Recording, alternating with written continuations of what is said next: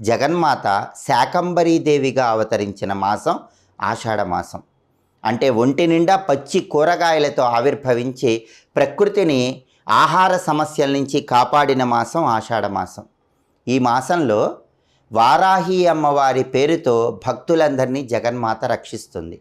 జగన్మాత అద్భుతమైన అనుగ్రహం కలగాలంటే ఈ మాసంలో ప్రతి ఇంట్లో కూడా మహిళామణులు ఒక్కరోజైనా వారాహి కందదీపాన్ని వెలిగించాలి.